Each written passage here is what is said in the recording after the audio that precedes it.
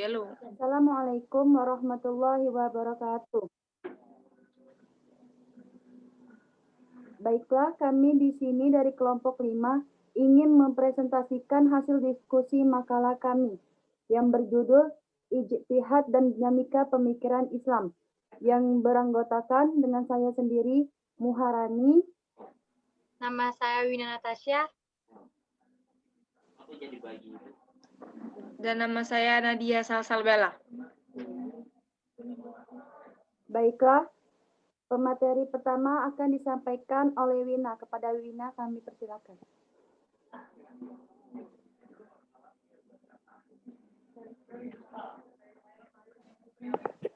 Ijtihad.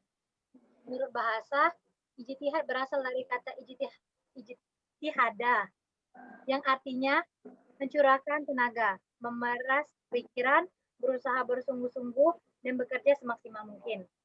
Menurut istilah, ijtihad adalah aktivitas untuk memperoleh pengetahuan hukum syara dari dalil terperinci dalam syariat.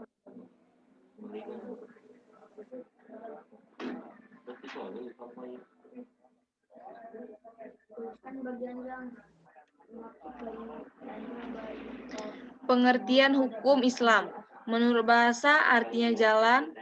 Menurut istilah berarti hukum-hukum yang diadakan Allah untuk umatnya yang berhubungan dengan kepercayaan akidah maupun hukum-hukum yang berhubungan dengan amalia. Ijtihad dan dinamika pemikiran Islam. Dengan ijtihad, hukum Islam dapat dikembangkan untuk memenuhi kebutuhan umat Islam setiap zaman.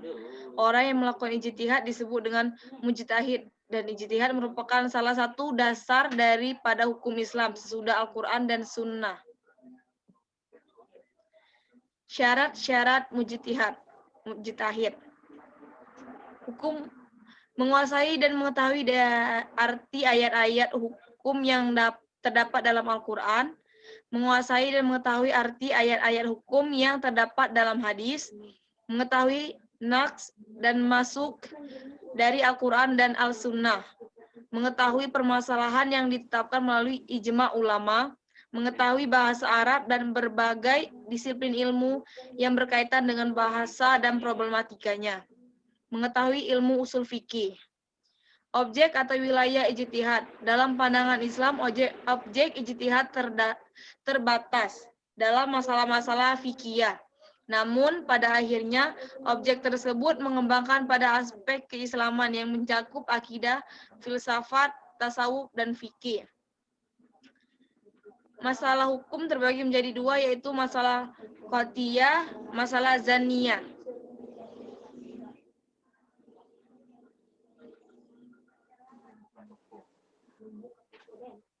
Hukum melakukan ijtihad. Yang pertama, wajib ain.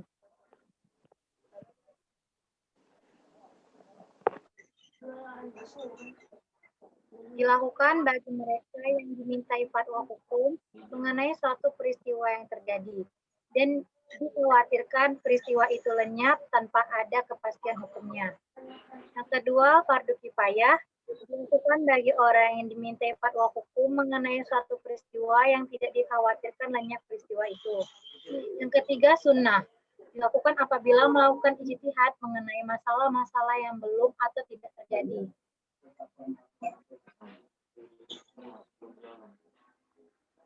Periode ijtihad. Yang pertama, masa Nabi Muhammad pada tahun 610 Masehi sampai 632 Masehi. Nabi Muhammad berijtihad dengan memecahkan permasalahan yang timbul dengan sebaik-baiknya, meletakkan dasar-dasar budaya yang kemudian berkembang menjadi budaya Islam. Yang kedua, masa Khulafaur Rasyidin pada tahun 632 Masehi sampai 662 Masehi. Pada masa ini dibagi menjadi 4 periode, yaitu pertama, pada masa Khalifah Abu Bakar. Pada masa ini, pemecahan masalah yang ada dalam masyarakat dilakukan melalui Al-Quran dan Sunnah Nabi. Yang kedua, pada masa Khalifah Umar bin Khattab, pada masa ini di antara ijtihad yang dilakukan, yaitu salah ketiga yang dilakukan sekaligus di suatu tempat kepada wanita. Yang ketiga, pada masa Khalifah Utsman bin Affan. Pada masa ini, beliau memperluas daerah Islam, mengkodifikasikan Al-Quran, membentuk panitia penyalin Al-Quran. Yang keempat, pada masa Khalifah Ali bin Abi Thalib. Pada masa ini, beliau memecahkan persoalan antara Sunni dan Syiah mengenai perbedaan pendapat masalah politik, pemahaman akidah, dan pelaksanaan ibadah.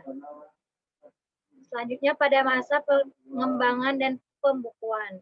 Pada masa inilah timbul 4 mazhab dalam buku Islam, yaitu 1. Imam Abu Hanifah, 2. Imam Malik, 3. Imam Syafi'i, yang keempat Imam Ahmad Ibnul Hambal.